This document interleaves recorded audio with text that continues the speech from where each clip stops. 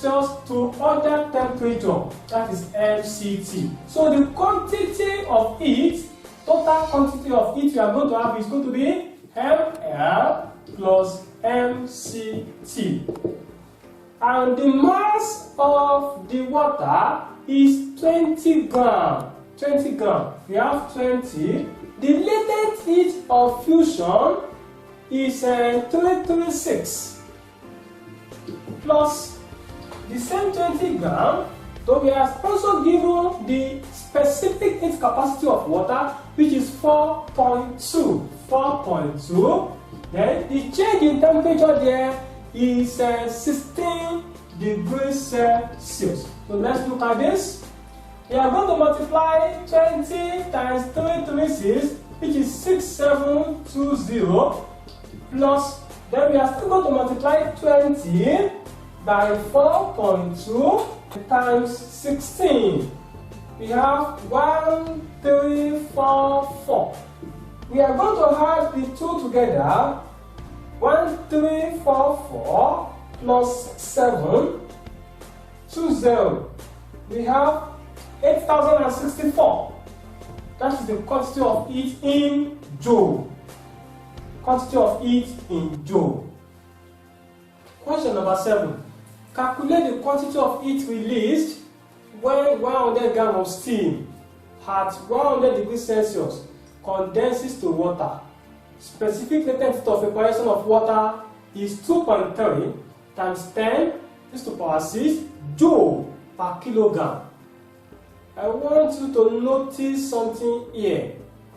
The mass of water is 100 grams, and we are given the value of specific latent heat of evaporation to be joule per kilogram, which means you will need to convert the gram, that of the water, to kilogram.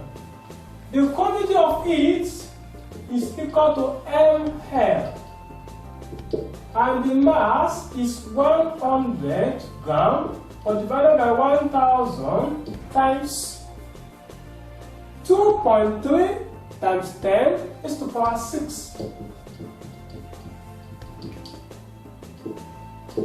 This is 0.1 times 2.3 times 10 is to the power 6. 0.1 times 2.3. We have 2.23 times 10 is to the power 6. 2.3 times 10 is to the power 5. Quantity of heat, joule. 2.3 times 10 is to the power 5.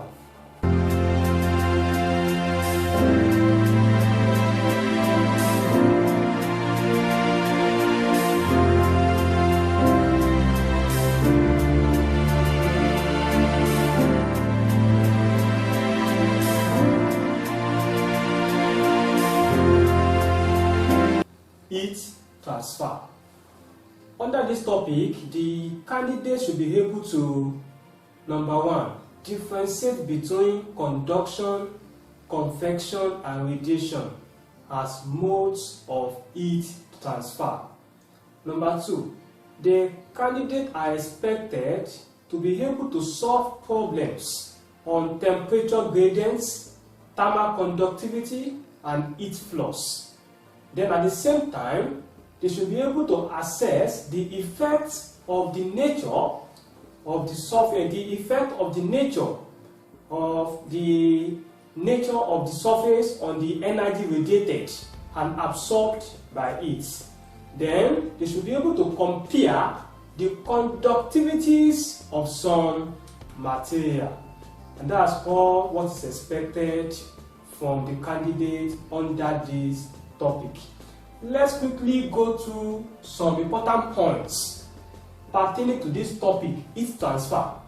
Heat can be transferred by the process of, number 1, conduction. We have radiation, we have convection. Those are the 3 modes of heat transfer. We are going to take it one by one. Heat can be transferred by a process of conduction. And in this, can only vibrate at their mean position. The molecules in conduction, molecules can only vibrate at their mean position. Then it occurs in solid, in liquid, and in gases. This kind of heat transfer occurs in solid, in liquid, and in gases. That is for conduction. Let's quickly consider convection. For convection, this is the transfer of heat from a hotter region of a fluid to a cooler region through the movement of the fluid. It occurs in liquid and gas only. For conductions, it occurs in both solid, liquid, and gas. But for convection, it occurs only in liquid and the gas. Then let's consider the third one, which is radiation. For radiation, it is also another mode of heat transfer. In radiation, here, heat traveled in a vacuum and it occurs in gas only. Heat travel in a vacuum. In a vacuum, we mean in air. In a vacuum or in air. And it occurs in gas only. And that's all about the radiation. Then let's talk more about conduction. How can we prevent, that is, prevention of conduction is by lagging. That is, by the time you place an insulator between two conducting surfaces, okay, how can we prevent the loss of heat in conduction? That's what we are talking about. Prevention of the loss of heat in conduction. Maybe we have a material like a metal that can conduct heat and we don't want heat loss. How can we prevent it? In summary, prevention of conduction is by lagging. Lagging.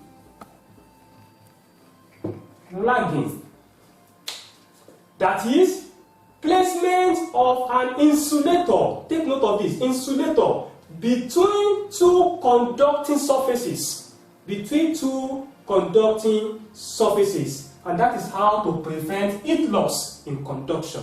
Okay? Let's consider convection. How can we prevent?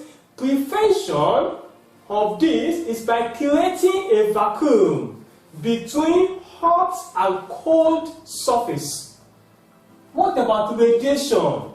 This is prevented by making the surface of a body to be shiny silvered. Shiny silvered. Okay, that is for radiation.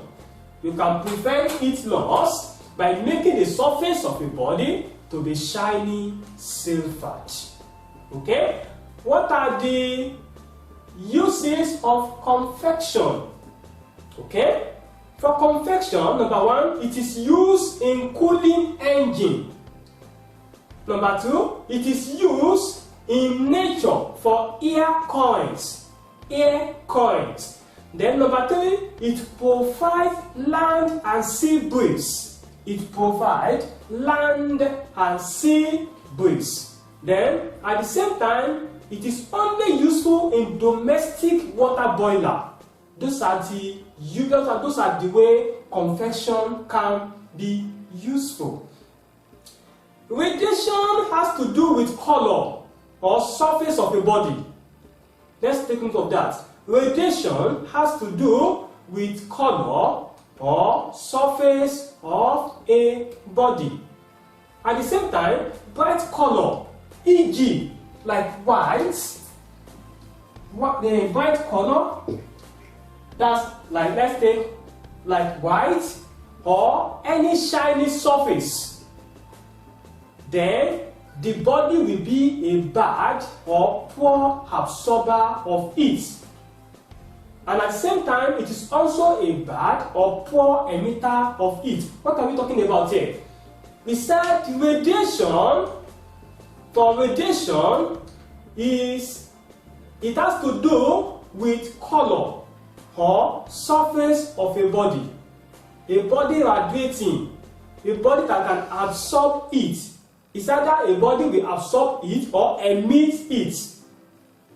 Okay? So by the time we have a bright color, for example, let's take white color for example, or any shiny surfaces, that kind of a color will be an emitter or absorber of radiation, or we call it can be a poor absorber of heat. It can also be a bad or poor emitter of heat.